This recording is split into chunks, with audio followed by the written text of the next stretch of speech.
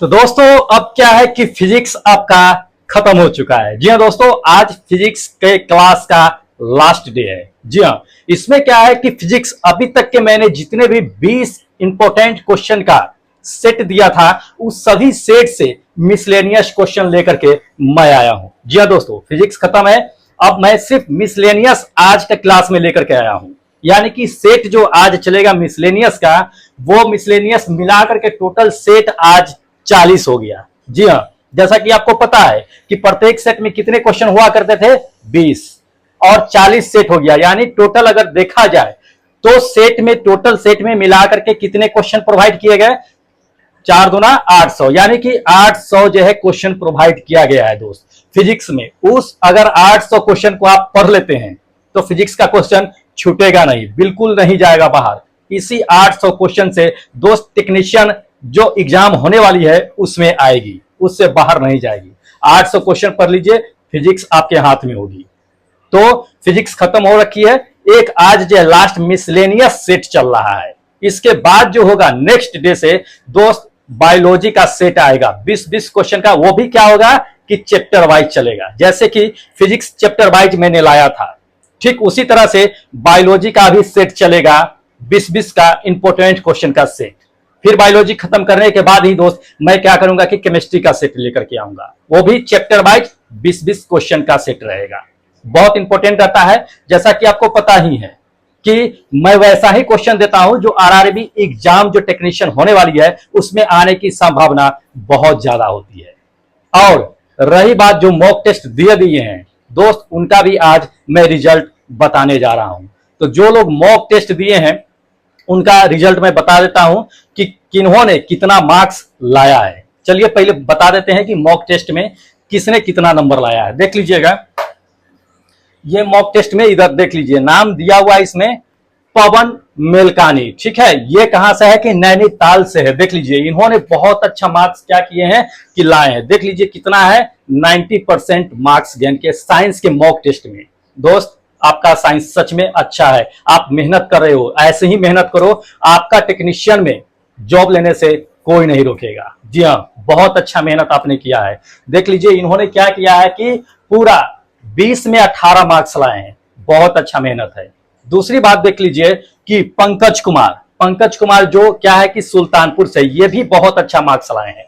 ये भी 20 में क्या है कि 17 नंबर लेके आए हैं। जी हाँ, ऐसे 20 में 17 नंबर लाने वाले देख लीजिए एक और है श्रवण कुमार शाह। ये अपना डिस्ट्रिक्ट यानी लोकेशन मेंशन नहीं किए हैं कि दोस्त कहां से है। तो दोस्त क्या कीजिए कि आप कम से कम लोकेशन तो मेंशन कर दीजिए, हमें भी खुशी होता है कि आप कहां से मॉक टेस्ट दे रहे हो नहीं दे रहे हो। जैसा कि ऊपर देख लिए है कि उत्तराखंड यानी नैनीताल से दिए हैं, सुल्तानपुर से दिए हैं, ठीक वैसा ही कम से कम लोकेशन आप मेंशन कर दीजिए। चौथा नंबर देख लीजिए, इसमें दे दिया है कि महिमा सागर, ये कंटिन्यू मॉक टेस्ट देते हैं। जी हाँ, इनका नाम बराबर मॉक टेस्ट में रहता है और रेगुलर ये वीडियो देखते हैं, अच्छी चीजें हैं। और इन्होंने भी क्या किया कि 16 मार्क्स लाए हैं 20 क्वेश्चन में, बहुत अच्छा मेहनत इनका भी है। थोड़ा सा और भी मेहनत कीजिए, वैसे आपकी मेहनत बहुत अच्छी है, मुझे पता है। आप कंटिन्यू वीडियो भी देखते हो और मॉक टेस्ट भी देते हो, तो अच्छी चीज है, दिया कीजिए। पैसा नहीं लग रहा है, थोड़ा सा वक्त लग रहा है, जो आप दे रहे हो यही आउटपुट आपको बाद में मिलेगा। जी हाँ, उसी तरह से चलिए अगला नेक्स्ट है मुकेश, ठीक है। ये भी लगातार देते हैं, ठीक है, कटिहार से हैं, ये भी अच्छा है, 16 मार्क्स ये भी है, लेकर के आए हैं, बहुत अच्छा है। मेहनत कीजिए दोस्त, टेक्नीशियन में जॉब लेने से कोई नहीं रोकेगा। साइंस आपका स्ट्रांग होगा, कोई नहीं रोकेगा टेक्नीशियन में जॉब लेने से, ध्यान रखिएगा। इसके बाद देख लीजिए, इसके बाद दे दिया है अर्जुन सिंह, ठीक है। अर्जुन सिंह पटेल है, ये चित्रकूट से है, चित्रकूट से भी देते हैं मॉक टेस्ट। मुझे पता है पिछले 2 जो हुआ है मॉक टेस्ट उसमें भी जो है इनका नाम शामिल था, अच्छा है। उसके बाद देख लीजिए कि गोपाल लाल इसमें दे दिए हैं, ठीक है, जो दौसा से हैं, ठीक है, बहुत अच्छा है। ये भी 15 मार्क्स लेकर के आए हैं, अच्छा है। इसी तरह से क्या कीजिए कि मॉक टेस्ट दिया कीजिए दोस्त। सबका मॉक टेस्ट का क्या है कि रिजल्ट बताना पॉसिबल नहीं है, फिर भी मैंने इसमें जो है नाम मेंशन कर दिया है। इसमें देख लीजिएगा रियाज है, ठीक है, पवन मिल्कानी नैनीताल उत्तराखंड। आप लगते हैं कि 2 बार दे दिए हैं ये मॉक टेस्ट, लेकिन 2 बार नहीं देना था दोस्त। आपका अगर ओरिजिनल मार्क्स देखा जाए तो आप 14 पर ही लटके हुए हैं, 2 बार दिए हैं इसलिए जो आप 18 पे गए हैं। तो ये चीटिंग है, ये ऐसा मत कीजिए, ठीक है। आप पकड़ पकड़ में आ जाइएगा, 2 बार दीजिए 4 बार दीजिए, आप पकड़ में आ जाइएगा। आप पकड़ में आ गए हैं कि आप 2 बार दिए हैं, वैसे ओरिजिनल मार्क्स आपका 14 ही है, ठीक है। तो ऐसा मत कीजिए, एक ही बार दीजिए, अपने आप से चीटिंग मत कीजिए। किसको धोखा दीजिएगा? अपने आप को दीजिएगा, किसी को धोखा मत दीजिएगा। इसलिए जो भी हो क्या हो कि आप एकदम प्योर मतलब जो मार्क्स आ रहे हैं वही दीजिए, ठीक है। चीटिंग मत कीजिए। चीटिंग किससे कीजिएगा? अपने आप से कीजिएगा, धोखा अपने आप को दीजिएगा, इसलिए ऐसा मत कीजिए, ठीक है। उसके बाद देख लीजिए, इसके बाद दिया हुआ है कि प्रिया जो समस्तीपुर से हैं, ये भी क्या है कि 14 मार्क्स लाए हैं, 70% है, अच्छी है। थोड़ा सा और मेहनत कीजिए, मेहनत की जरूरत है इसमें आपको, ठीक है। तो इसी तरह से कानपुर देहात से है, नाम इन्होंने जो है क्या है कि नहीं लिखा है, तो नाम लिखा कीजिए दोस्त। लोकेशन ठीक है, लोकेशन भी डालना है, बट नाम भी लिखना है, तो नाम भी लिखिए, लोकेशन भी डालिए इसमें, ठीक है। अच्छी चीजें है, मेहनत किया कीजिए। देख लीजिए इसमें और देख लीजिए, बहुत सारे नाम है जिन्होंने बहुत क्या है कि मेहनत किया है। यूनिक WB यानी वेस्ट बंगाल से दे दिए हैं दोस्त, नाम लिखिए, यूनिक कोई नाम नहीं है, अपना नाम लिखिए। वेस्ट बंगाल से इन्होंने भी क्या किया है कि जो है देख लीजिए, इसमें जो है क्या है कि 65% यानी 13 मार्क्स लाए हैं। इसी तरह से संतोष कुमार है, मनोज कुमार जयपुर से है, प्रिया है, संदीप सीकर से है, राजस्थान सीकर में पड़ता है, वहां से है, राम है, ठीक है, आलोक कुमार है, ठीक है, डिस्ट्रिक्ट जो है चित्रकूट से है। तो इस तरह से सभी लोग क्या किया कि मॉक टेस्ट दिए हैं। तो दोस्त क्या है कि अपने मॉक टेस्ट का आंसर की डाउनलोड करने के लिए क्या कीजिए कि लिंक डिस्क्रिप्शन बॉक्स में दिया हुआ है, वहां से जाकर के क्या कीजिए कि अपने मॉक टेस्ट का पेपर डाउनलोड कर लीजिए और देख लीजिए कि आपने कौन सा गलत किया है और कौन सा सही किया है, और उसको क्या कीजिए कि एक बार रिवाइज कर लीजिए, ठीक है। और आपको जल्द ही टेलीग्राम या व्हाट्सएप से लिंक किया जाएगा, मैं जैसा बताया हूं पिछले वीडियो में, तो बहुत जल्द ही लिंक किया जाएगा। उसी पे क्या होगा कि आपको पीडीएफ, जितने भी फिजिक्स का क्लास प्रोवाइड कराया हूं सभी का पीडीएफ आपको उसमें दे दिया जाएगा, और लिंक मॉक टेस्ट का जो लिंक होगा उसी में दिया जाएगा, पासकोड भी उसी में दिया जाएगा। आप वहां से क्या करोगे कि लिंक पे जाकर के मॉक टेस्ट दोगे और उसी में आपको क्या होगा कि रिजल्ट बता दिया जाएगा। तो वो ये बहुत जल्द कर रहे हैं, बस कुछ वक्त दीजिए मुझे, जल्द ही कर देंगे। तो ऐसे ही लोग क्या कीजिए कि आप लोग जो है मॉक टेस्ट देते रहिए। देख लीजिए सबका नाम भी है, वैसे डाउनलोड कर लीजिएगा एक बार, तो डाउनलोड कर लीजिएगा, अपना अपना क्या कीजिएगा कि दे दीजिएगा, ठीक है, मॉक टेस्ट। और मॉक टेस्ट दिया कीजिए, अच्छी चीजें है।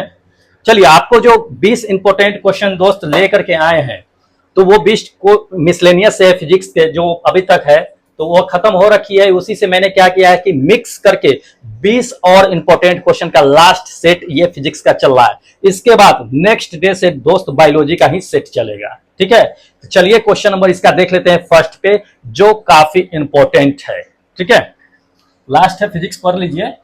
क्वेश्चन नंबर फर्स्ट में दे दिया है कि लेजर के प्रयोग से की जाने वाली 3D, ठीक है, इमेजिंग प्रक्रिया क्या कहलाती है। जी हाँ, यानी कि लेजर का प्रयोग करके जो 3D इमेजिंग बनाते हैं वह प्रक्रिया क्या कहलाता है। ऑप्शन देख लीजिए, ऑप्शन नंबर फर्स्ट में आपको दे दिया है कि होलोग्राफी कहलाता है, दूसरा रेडियोग्राफी कहलाता है, तीसरा आपको दे दिया है कि सोनोग्राफी कहलाता है, और चौथा दे दिया है कार्डियोग्राफी कहलाता है। दोस्त क्या कहलाता है, तो ध्यान रखिएगा, यानी कि लेजर का प्रयोग करके क्या किया जाता है कि 3D इमेजिंग किया जाता है। तो 3D इमेज बनाना, इमेजिंग मतलब क्या, इमेज बनाना, तो वह प्रक्रिया जो कहलाता है ये फर्स्ट नंबर होलोग्राफी कहलाता है।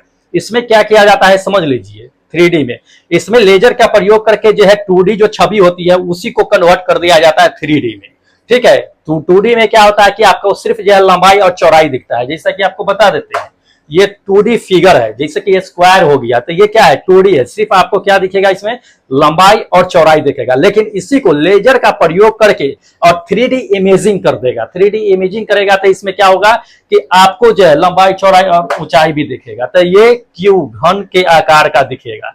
तो इसमें क्या होता है कि आपको लंबाई चौड़ाई और ऊंचाई या गहराई कहिए, ये तीनों जब दिखाता है 3D, 3D कहने का मतलब क्या, डी का मतलब होता है डायमेंशन, मतलब बीमा। जब 2D होता है तो उसमें दो ही बीमाएं होती है, या तो लंबाई या चौड़ाई होते हैं, लेकिन 3D में अगर चलते हैं तो 3D में 3 बीमाएं आ जाती है, लंबाई चौड़ाई और ऊंचाई आ जाती है। तो उसको जो कन्वर्ट किया जाता है वो होलोग्राफी कहलाता है, ध्यान रखिएगा। तो ऐसे बहुत से 3D इमेज है, देख लीजिए ये भी क्या है कि 3D इमेज है। तो ये चीजें हो गया है, ठीक है। चलिए एक नेक्स्ट क्वेश्चन पे लेके चलते हैं।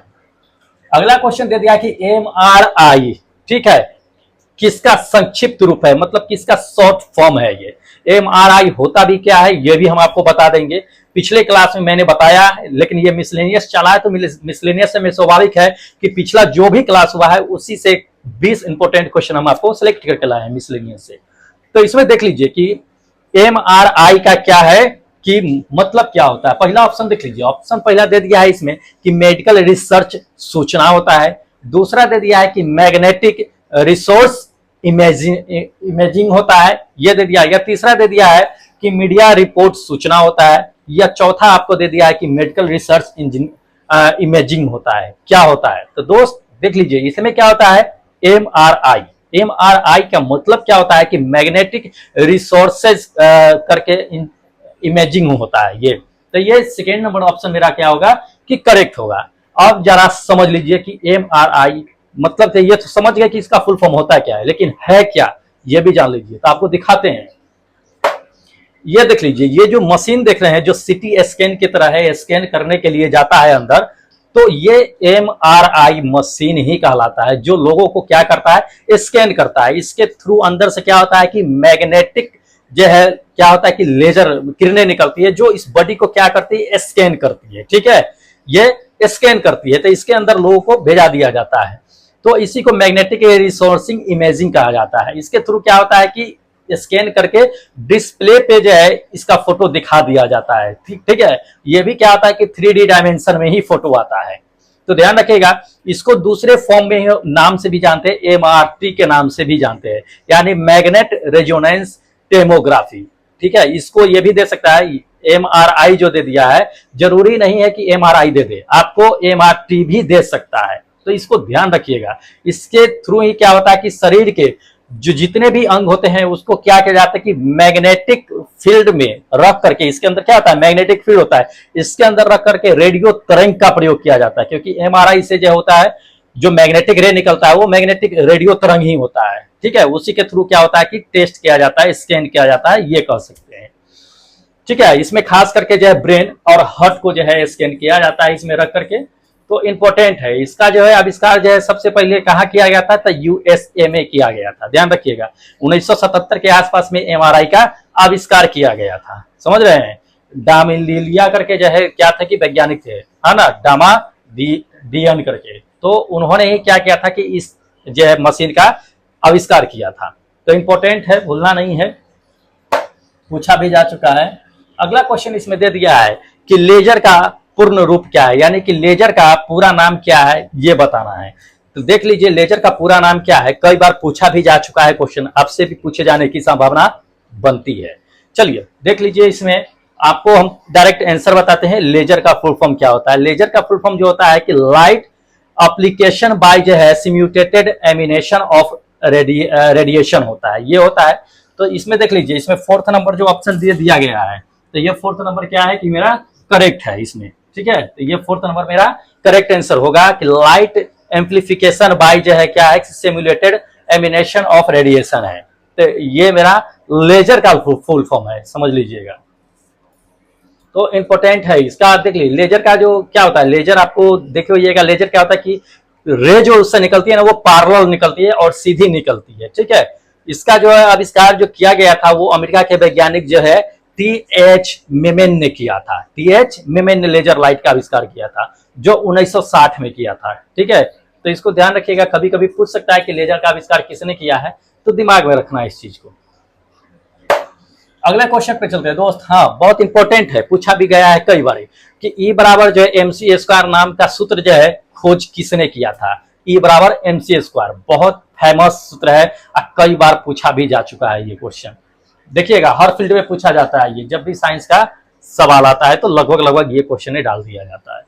ऑप्शन देख लीजिए, ऑप्शन नंबर फर्स्ट में दे दिया है इसमें कि अल्बर्ट आइंस्टीन, दूसरा हॉकिंग स्टीफन हॉकिंग, दूसरा दे दिया है आपको कि आइजैक न्यूटन, और चौथा दे दिया है आपको कि मैरी क्यूरी। किसने जो है ई बराबर एमसी स्क्वायर नाम का सूत्र निकाला था। तो दोस्त ई बराबर एमसी स्क्वायर ये तो सब जानते हैं और पढ़े होइएगा कि ई बराबर एमसी स्क्वायर जो होता है सर आइजैक न्यूटन साहब ने ही इस सूत्र को स्थापित किया था। ठीक है, तो ये थर्ड नंबर मेरा ऑप्शन क्या होगा कि करेक्ट होगा। अब ई बराबर एमसी स्क्वायर कहने का मतलब क्या होता है, तो ई बराबर एमसी स्क्वायर कहने का मतलब है कि द्रव्यमान और सूर्य के प्रकाश जो होता है उसके बीच उन्होंने क्या किया था कि एक संबंध निकाला था, सूत्र निकाला था। उसी को E बराबर mc स्क्वायर के नाम से जाना जाता है, जो आइंस्टीन का इक्वेशन कहलाता है। ठीक है, आइंस्टीन इक्वेशन के नाम से भी इसको हम लोग जानते हैं।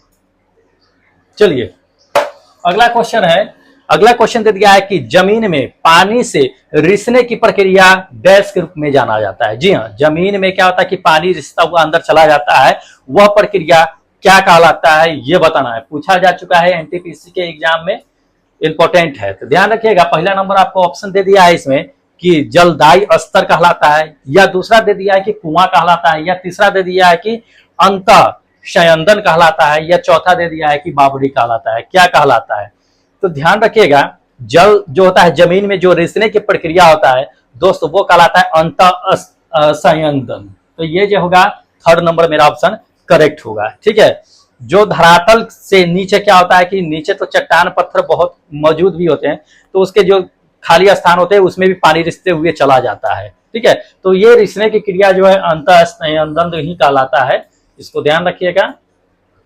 चलिए नेक्स्ट क्वेश्चन आपको दे दिया है कि एमसीबी का पूर्ण रूप क्या होता है, मतलब एमसीबी का फुल फॉर्म क्या होता है ये बताना है। पूछा जा चुका है क्वेश्चन, आपसे भी पूछे जाने की संभावना बनती है, भूलिएगा नहीं। वीडियो को स्किप मत कीजिएगा, अंत तक के देखिएगा, इंपॉर्टेंट क्वेश्चन सब है। देख लीजिए, इसमें आपको पहला दे दिया है कि मिनिएचर करंट ब्रेकर ये होता है, या दूसरा दे दिया है आपको कि मिनी सर्किट ब्रेकर होता है, या तीसरा दे दिया है कि मिनिएचर ठीक है सर्किट ब्रेकर होता है, या चौथा दे दिया है कि मिनिएचर सर्किट बोर्ड होता है। दोस्त एमसीबी का मतलब क्या होता है पूरा फुल फॉर्म बताना है। तो एमसीबी का फुल फॉर्म जो होता है दोस्त क्या होता है कि मिनिएचर सर्किट ब्रेकर होता है। ये थर्ड नंबर मेरा ऑप्शन क्या होगा कि करेक्ट होगा। ठीक है, मिनिएचर सर्किट ब्रेक। अब समझ लीजिए एमसीबी जो है लोग लगाते क्यों है, ये तो पता ही है कि सबको घर में जो वायरिंग होती है तो हर आदमी लगभग अब क्या होता है कि एमसीबी का यूज करने लगा है।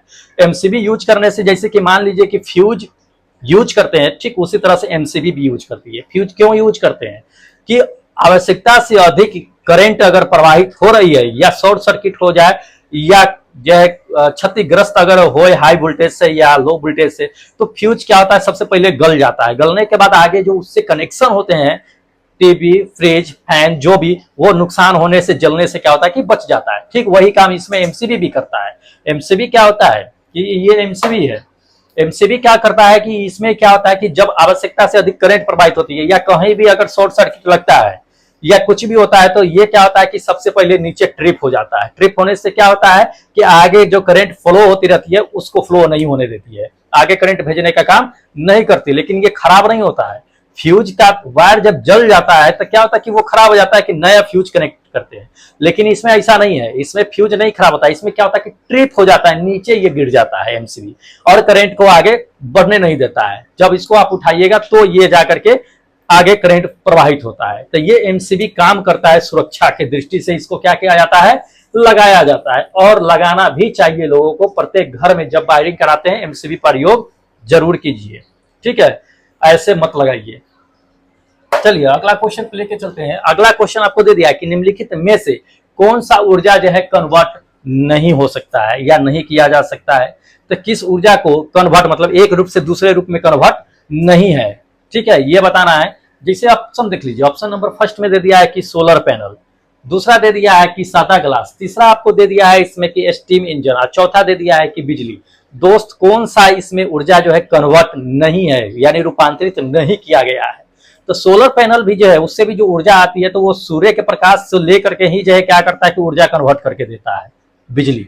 तो ठीक है, तो ये भी क्या है कि ये कन्वर्ट किया हुआ है। दूसरा देख लीजिए सादा ग्लास, ग्लास जो होता है उसमें कोई एनर्जी नहीं होता है। तो ये क्या होगा कि बी नंबर मेरा जो है करेक्ट आंसर होगा। ठीक है, और सब जो होता है स्टीम इंजन, वो भी क्या करते हैं कि जल को जो है गर्म करके तब ना स्टीम निकालते हैं। तो उसमें भी क्या होता है कि एनर्जी होता है, उसमें को जो है वाष्प में कन्वर्ट कर देते हैं जल को। ठीक है, तो ये बिजली भी है, उससे भी क्या होता है कि किसी न किसी रूप में एनर्जी जो है उसको क्या किया जाता है कन्वर्ट किया जाता है। तो ये सादा ग्लास नहीं है, ये करेक्ट ऑप्शन है। अगला क्वेश्चन दे दिया है इसमें कि कौन सा उपकरण ध्वनि तरंग का जो है क्या है कि विद्युतीय संकेत में परिवर्तन करता है। जी हाँ, ये बताना है आपको, बहुत इंपॉर्टेंट है। अब कई बार पूछा जा चुका है। अब रेलवे की बात तो छोड़िए, अदर जो है फील्ड में भी ये क्वेश्चन पूछे जाते हैं, जैसे कि एसएससी के एग्जाम हो गया, बैंक का एग्जाम हो गया, या जो भी एग्जाम होता है, बीएसएससी का एग्जाम होता है, जो भी इसमें अगर साइंस से क्वेश्चन होता है तो लगभग लगभग ये क्वेश्चन आ ही जाता है। इंपॉर्टेंट है कि कौन सा जो है ध्वनि तरंग जो है क्या करता है कि विद्युतीय संकेत में कन्वर्ट करने का काम करता है। ऑप्शन देख लीजिए। ऑप्शन नंबर आपको दे दिया फर्स्ट में माइक्रोफोन, दूसरा हेडफोन, तीसरा लाउड स्पीकर और चौथा आपको दे दिया है एम्पलीफायर। दोस्त कौन है तो ध्यान रखिएगा, इसमें जो है ऑप्शन नंबर फर्स्ट होगा कि माइक्रोफोन। माइक्रोफोन ही क्या करता है कि ध्वनि तरंगों को विद्युत जो है संकेतों में कन्वर्ट करने का काम करता है, ये माइक्रोफोन। तो ये मेरा ऑप्शन जो होगा ये करेक्ट होगा। ठीक है, नोट्स तैयार करते चलिएगा, आगे काम आएगा। वैसे हम पीडीएफ प्रोवाइड करा ही देंगे, जल्द ही आपको लिंक देने वाले हैं। नेक्स्ट वीडियो में आएंगे, उसमें आपको क्या करेंगे कि लिंक दे देंगे, किसका, टेलीग्राम का, व्हाट्सएप का लिंक दे देंगे, उसमें आप लोग ऐड हो जाइएगा। उसी में आपको सारा पीडीएफ क्लास बाय क्लास जो है क्या करेंगे कि भेजते चले जाएंगे। आप लोग वहां से भी क्या कीजिएगा कि आराम से पढ़ सकिएगा। चलिए अगला क्वेश्चन दोस्त इसमें दे दिया है कि चंद्रशेखर सीमा किस पर लागू होती है। जी हाँ, चंद्रशेखर सीमा किस पे लागू होता है ये बताना है। ऑप्शन देख लीजिए। ऑप्शन नंबर फर्स्ट में दे दिया कि सितारों पर, दूसरा ऑप्शन दे दिया कि प्रकाश की गति पर, तीसरा दे दिया कि ज्वालामुखी पर, और चौथा आपको दे दिया है इसमें वनस्पति जीवन पर। दोस्त किस पे चंद्रशेखर जो है सीमा लागू होता है? तो चंद्रशेखर सीमा जो लागू होता है दोस्त वो इसका आसमानों में, अंतरिक्ष में ही अप्लाई किया जाता है। लेकिन अंतरिक्ष में किस पे अप्लाई किया जाता है? तो ये सितारों पर अप्लाई किया जाता है। फर्स्ट नंबर मेरा ऑप्शन क्या होगा कि करेक्ट होगा। ठीक है, किस पे? सितारों पर किया जाता है चंद्रशेखर सीमा। अब इसके बारे में क्या है कि थोड़ा सा समझ लीजिए। ठीक है, चंद्रशेखर सीमा के बारे में। चंद्रशेखर सीमा कहने का मतलब क्या होता है ये बताइए। तो क्या होता है कि एक अस्थाई श्वेत बौने नक्षत्र का क्या होता है कि अधिकतम संभावित द्रव्यमान जो होता है वही चीज क्या कहलाता है? चंद्रशेखर सीमा कहलाता है। ठीक है, तो ये चीज है, इसको भूलिएगा नहीं, इंपॉर्टेंट है इसकी। चलिए अगले क्वेश्चन पे लेकर के चलते हैं दोस्त, जो इंपॉर्टेंट है, सब इंपॉर्टेंट ही है। ऑप्शन नंबर पे चलते हैं, ऑप्शन कहते हैं क्वेश्चन पे चलते हैं। अगला क्वेश्चन दे दिया है इसमें कि जीपीएस का पूरा नाम क्या है। जी हाँ, जीपीएस सभी लोग लगभग यूज करते हैं जीपीएस। तो जीपीएस का पूरा नाम क्या है ये बताना है। पूछ लिया गया है ये क्वेश्चन, संभावना है आने की। ध्यान रखिए, पहला नंबर आपको क्वेश्चन का ऑप्शन दे दिया है इसमें कि ग्लोबल प्राइबिंग सिस्टम होता है, या दूसरा ग्लोबल जो है दे दिया है कि पीस यानी कि सबमिट होता है, या तीसरा आपको दे दिया है कि ग्लोबल, ठीक है, पोस्ट सिस्टम होता है, या चौथा इसमें आपको दे दिया है कि ग्लोबल पोजिशनिंग सिस्टम होता है। तो जीपीएस का पूरा फुल फॉर्म होता क्या है? तो ध्यान रखिएगा, जीपीएस का जो पूरा फुल फॉर्म होता है दोस्त वो होता है फोर्थ नंबर मेरा ये ग्लोबल पोजिशनिंग जो है सिस्टम, ये होता है जीपीएस का पूरा फुल फॉर्म। ठीक है, अब समझ लीजिए कि जीपीएस का यूज करते कहाँ है। तो लोग जो है लगभग हर जगह जो है क्या होता है कि जीपीएस का जो है यूज करते हैं। तो जीपीएस का यूज जो वैसे ट्रैकिंग में किया जाता है, ट्रैक करने में। ठीक है, वैसे कहाँ पे लोग करते हैं? तो जैसे कि मान लीजिए कि आप नौका संचालन जो होता है तो उसमें भी क्या किया जाता है कि नौवाहन जो होता है ना, उसमें भी क्या होता है कि जीपीएस का यूज किया जाता है। दूसरी नंबर बात जान लीजिए कि स्पेस में जब जाते हैं ना तो स्पेस में लोग जो है जीपीएस सिस्टम का ही यूज करते हैं अन्य सैटेलाइट प्रणाली में। ठीक है, तो ये जान लीजिए। अब जीपीएस का जो है क्या है कि आविष्कार किसने किया था? तो इसका आविष्कार जो है दोस्त जीपीएस का वो अमेरिका में हुआ था। ठीक है, संयुक्त राज्य अमेरिका में किया गया था इसका आविष्कार। और इसका प्रयोग जो है अब बड़े पैमाने पर होने लगा है। पहले जो है छोटे मोटे पैमाने पर हुआ करता था, लेकिन अब लोग जो है इसके क्या किए हैं कि बड़े पैमाने पर जो है जीपीएस का यूज होने लगा है। तो ये है। अगला क्वेश्चन इसमें दे दिया है दोस्त, अगला क्वेश्चन दे दिया है कि मानव शरीर में कौन से दो मुख्य अंगों में काफी मात्रा में क्या है कि चुंबकीय क्षेत्र उत्पन्न होती है, ये बताना है। जी हाँ, मानव शरीर में कौन सा दो मुख्य ऐसे अंग है जिसमें चुंबकीय क्षेत्र काफी मात्रा में उत्पन्न होती है? Magnetic field. जी हाँ, मैग्नेटिक फील्ड उत्पन्न होता है शरीर के कौन से हिस्से में? ऑप्शन बताते हैं फिर आपको समझाते हैं। ऑप्शन देख लीजिए। ऑप्शन नंबर फर्स्ट इसमें दे दिया है कि आमाशय और आंत में होता है। दूसरा दे दिया है कि फेफड़े और यकृत में होता है, यानी लीवर में होता है। तीसरा आपको दे दिया है यकृत और जो पित्ताशय में किया जाता है, या चौथा दे दिया है इसमें हृदय और मस्तिष्क में। तो जी हाँ, आपका जो ऑप्शन होगा वो करेक्ट होगा आपका फोर्थ नंबर कि हृदय और मस्तिष्क में। इसमें ही क्या होता है कि सबसे ज्यादा मैग्नेटिक फील्ड उत्पन्न होता है मानव शरीर में, ध्यान रखिएगा। जो हम लोग MRI स्कैन जो करवाते हैं उसमें क्या होता है कि मैग्नेटिक रे निकलता है, तो वो सबसे ज्यादा कहाँ पे यूज होता है, तो ब्रेन और हृदय को ही स्कैन करने में यूज किया जाता है। आपको जिसे अभी बता भी दिए थे पिछले क्वेश्चन में कि MRI का जो है सबसे ज्यादा मैग्नेटिक फील्ड निकलता है, तो किसको यूज करते हैं, वो मस्तिष्क और हार्ट को, ठीक है। तो ये हृदय को में क्या कि सबसे ज्यादा मैग्नेटिक फील्ड निकलती है, इसको ध्यान रखिएगा, इंपॉर्टेंट है। चलिए अगले क्वेश्चन दे दिया, इसमें अगला क्वेश्चन दे दिया कि इनमें से कौन सा दो रंग जो है प्राथमिक रंगों के संयोजन से निर्मित नहीं हुआ है, यानी प्राथमिक रंग से नहीं बना हुआ है। अब ये समझ लेना है हमें कि प्राइमरी कलर होता कौन कौन से है, ये जान लीजिए। पहले तो ये जान लीजिए कि प्राइमरी कलर होता कौन है, ऑप्शन तो बाद में बता ही देंगे। तो ऑप्शन देख लीजिए, जैसे कि प्राइमरी रंग यानी प्राथमिक कलर जो होता है वो होता है लाल, हरा और नीला। लाल, हरा और नीला ऑप्शन में देख लीजिए। ऑप्शन में वो कौन सा कलर है जो प्राथमिक दो कलरों से मिल करके बना हुआ है, यही सवाल दिया गया है।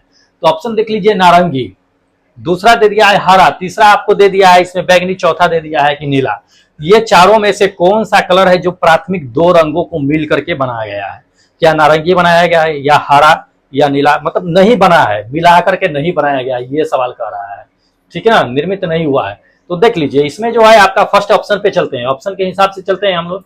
जैसे कि मान लीजिए कि आपका जो है नीला है, तो नीला नीचे से आते हैं, तो नीला क्या करता है कि नीला कौन कौन से रंगों का मिश्रण होता है? नीला जो अगर बनाइएगा कलर, तो ये प्राथमिक रंग तो आपको बता ही दिए कि लाल, हरा, नीला है। तो इसमें क्या है कि ये जो है नीला आपका करेक्ट आंसर होगा, क्योंकि नीला जो होता है वो लाल और पीले रंग के मिलाइएगा तब नीला बनेगा। अब पीला रंग जो होता है वो प्राथमिक कलर में नहीं आता, प्राथमिक रंग में नहीं आता है, तो इसलिए नीला मेरा ऑप्शन करेक्ट होगा।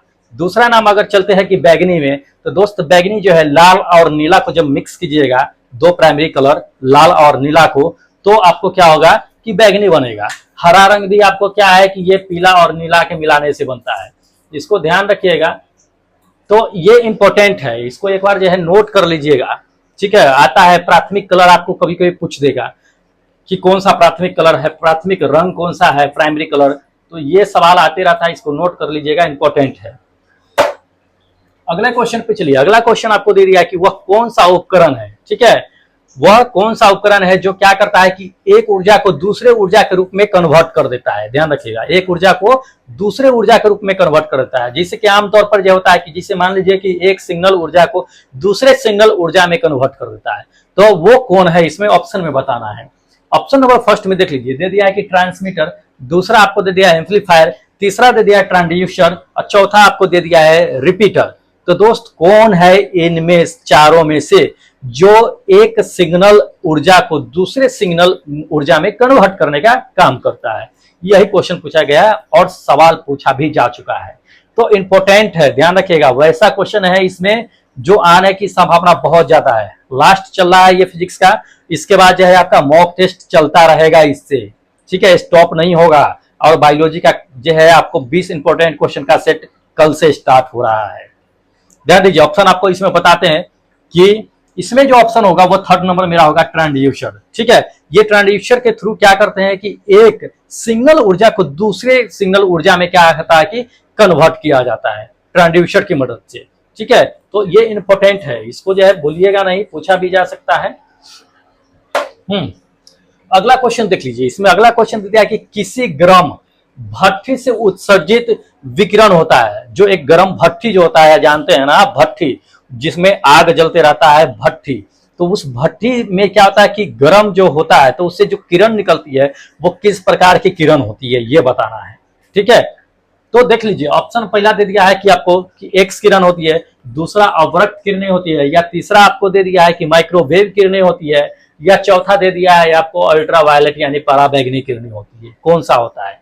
तो दोस्त इसमें जो गर्म भट्ठी से जो निकलती है किरणें, वो किरणें जो होती है वो सेकेंड नंबर अवरक्त किरणें होती है। ध्यान रखिएगा, क्या होती है? अवरक्त किरणें होती है, भट्टियों से निकलने वाली किरण, क्योंकि भट्टी क्या होता है कि काफी गर्म होता है और वो गर्म होने की वजह से क्या होता है कि वहां से अवरक्त किरणें निकलती है, ठीक है। तो इंपॉर्टेंट है। चलिए अगले क्वेश्चन पे लेकर के चलते हैं दोस्त। अगला क्वेश्चन इसमें दे दिया है कि एक जलती हुई मोमबत्ती को क्या कीजिएगा कि अगर कांच के गिलास से या किसी भी गिलास से ढक दीजिएगा तो वो लॉक कुछ देर के बाद जो है ऑटोमेटिक जो है बुझ जाता है। इसका कारण क्या होता है, ठीक है, आपको बता देते हैं।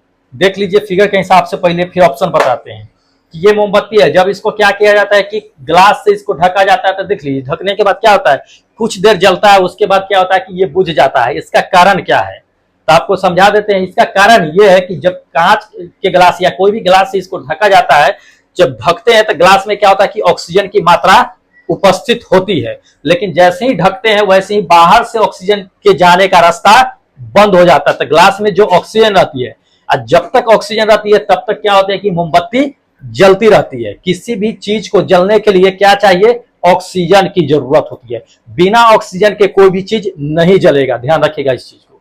तो जब तक ग्लास में क्या होता है कि ऑक्सीजन होता है दोस्त, तब तक ये मोमबत्ती जलती रहती है। जैसे ही ऑक्सीजन खत्म हो जाता है वो क्या होता है कि बुझ जाता है।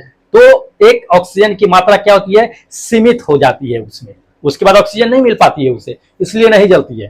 तो ये जो है ऑप्शन आप देख लीजिए, इसमें जो ऑप्शन दिया हुआ है 4th नंबर मेरा ऑप्शन, ये करेक्ट ऑप्शन होगा। ध्यान रखिए, इसको स्क्रीनशॉट ले लीजिएगा। ये 4th नंबर मेरा ऑप्शन क्या है कि करेक्ट है, तो इसको भूलना नहीं है। ये इंपॉर्टेंट क्वेश्चन है, लॉजिकल है, तो इसको समझना है। चलिए अगले क्वेश्चन पे चलते हैं दोस्त। अगला क्वेश्चन आपको दे दिया है कि सापेक्षता का सिद्धांत, सापेक्षता का सिद्धांत किसने दिया था। जी हाँ, सापेक्षता यानी कि थ्योरी ऑफ रिलेटिविटी का सिद्धांत किसने दिया था। इंपॉर्टेंट है, कई बार पूछा जा चुका है ये क्वेश्चन और संभावना है कि आ सकता है ये, तो ध्यान रखिएगा। ऑप्शन नंबर फर्स्ट पे देख लीजिए। ऑप्शन नंबर फर्स्ट में आपको दे दिया है कि थॉमस जो है एल्वा एडिसन, इन्होंने जो है सापेक्षता का सिद्धांत दिया था, या क्रिश्चियन जो है दे दिया है आपको बर्नार्ड, ये किया था, या तीसरा आपको दे दिया है कि अल्बर्ट आइंस्टीन, या चौथा जॉन डाल्टन। किसने जो है थ्योरी ऑफ रिलेटिविटी का सिद्धांत दिया था। तो दोस्त थ्योरी ऑफ रिलेटिविटी यानी कि सापेक्षता का सिद्धांत जो दिया था वो अल्बर्ट आइंस्टीन दिए थे। ये 3rd नंबर मेरा क्या होगा, ऑप्शन करेक्ट होगा। अल्बर्ट आइंस्टीन कब दिए थे, 1905 में दिए थे, भौतिक में, ठीक है। अल्बर्ट आइंस्टीन ने सापेक्षता का सिद्धांत दिया था, तो इसे भूलना नहीं है, इंपॉर्टेंट है। और चलिए नेक्स्ट क्वेश्चन आपको दिखाते हैं। अगला क्वेश्चन आपको दे दिया है इसमें कि भौतिक विज्ञान की कौन सी जो है शाखा विरामावस्था में क्या होता है कि तरल के गुण को प्रदर्शित करता है, ठीक है। विरामावस्था को तरल के गुण को क्या करता है कि प्रदर्शित करता है, ये बताना है। ऑप्शन यह पूछा गया है, क्वेश्चन एनटीपीसी में पूछा गया है, तो ऑप्शन देख लेते हैं। ऑप्शन नंबर फर्स्ट में दे दिया है कि प्रकाश की, दूसरा दे दिया है इसमें आपको कि खगोल भौत की, तीसरा आपको दे दिया है कि द्रव स्थिति की, और चौथा दे दिया है कि ऊष्मागत की। तो दोस्त जो है इसमें विरामावस्था को जो दिखाता है तरल के अध्ययन, ये जो है क्या है कि आपका द्रव स्थितिकी होगा, ठीक है। ये 3rd नंबर ऑप्शन मेरा क्या होगा कि करेक्ट होगा, द्रव स्थितिकी, इंपॉर्टेंट है। चलिए अगले क्वेश्चन पे लेकर के चलते हैं दोस्त। अगला नंबर दे दिया है, हाँ अगला क्वेश्चन दे दिया है कि कमानीदार तुला, ठीक है, एक उपकरण है। कमानीदार जो तुला है एक उपकरण है जिसका उपयोग सामान्यतः क्या होता है, किसी वस्तु के कार्य करने वाले डैश को मापने में किया जाता है। तो कमानीदार तुला का जो यूज किया जाता है वो किसको मेजर करने में, किसको मापने में किया जाता है, ये बताना है। ऑप्शन देख करके मन में ख्याल आ रहा होगा कि किसको मापने में किया जाता है, लेकिन गलत सोच रहे हैं। अगर आप सोच रहे हैं कि द्रव्यमान को मापने में किया जाता है तो बिल्कुल नहीं, आप गलत सोच रहे हैं। कमानीदार तुला का जो यूज किया जाता है तो वो 3rd नंबर मेरा बल को मेजर करने के लिए, बल को मापने के लिए किया जाता है। अब समझ लीजिए बल और भार का दोनों का ऐसा यूनिट क्या होता है कि न्यूटन ही होता है, पता होना चाहिए। तो हम लोग कमानीदार तुला से क्या भार मेजर करते हैं। अब भार किसके वजह से होता है, तो बल के वजह से होता है, ध्यान रखिएगा इस चीज को, बल के वजह से भार होता है। तो हम किसी भी वस्तु को क्या करते हैं कि भार मापने के लिए करते हैं, यानी कि भार यानी कि बल, तो बल को मेजर करने के लिए कि ये करते हैं। ये 3rd नंबर मेरा ऑप्शन क्या है कि करेक्ट है। इसलिए क्या है कि लॉजिकल चीज है, इसको भूलिएगा नहीं। घुमा के दे सकता है क्वेश्चन, लेकिन घूमना नहीं है। चलिए अगला क्वेश्चन इसमें दे दिया है कि निम्नलिखित में से कौन सा सिद्धांत सौर ऊर्जा प्रणाली से संबंधित है, ये बताना है। एनटीपीसी के एग्जाम में पूछा गया है ये क्वेश्चन कि कौन सा सिद्धांत जो है सौर ऊर्जा प्रणाली से संबंधित है, ये बताना है। ऑप्शन देख लीजिए। ऑप्शन नंबर फर्स्ट में आपको दे दिया है कि फोटो वोल्टाइक, ठीक है, प्रभाव, फोटो वोल्टाइक प्रभाव। दूसरा दे दिया है कि प्रकाश गतिकी प्रभाव, और तीसरा आपको दे दिया है प्रकाश संश्लेषण प्रभाव, ठीक है, और चौथा दे दिया है कि प्रकाश विद्युत प्रभाव। दोस्त है क्या इसमें? तो इसमें जो ऑप्शन होगा दोस्त वो करेक्ट होगा आपका थर्ड नंबर ऑप्शन करेक्ट होगा कि फोटो वोल्टाइक जो है प्रभाव, ठीक है, यही जो है उससे संबंधित रखता है। किससे? सौर ऊर्जा प्रणाली से संबंधित रखता है। समझ लीजिए कि फोटोवोल्टाइक प्रभाव जो होता है वो एक तरह का एक प्रोसेस होता है, ठीक है, जिसके द्वारा क्या होता है कि फोटोवोल्टाइक जो होता है सेल, उससे क्या होता है कि अवशोषित प्रकाश ऊर्जा को क्या करता है कि वो विद्युत ऊर्जा में कन्वर्ट करता है ये, ठीक है। इस प्रणाली को क्या होता है कि इसमें जो होता है वो कार्बन जो है 9 के बराबर उत्सर्जित, तो मतलब 0 कार्बन होता ही नहीं है इसमें, कार्बन का उत्सर्जन नहीं होता है इसमें, तो इसको ध्यान रखिएगा, इंपॉर्टेंट है।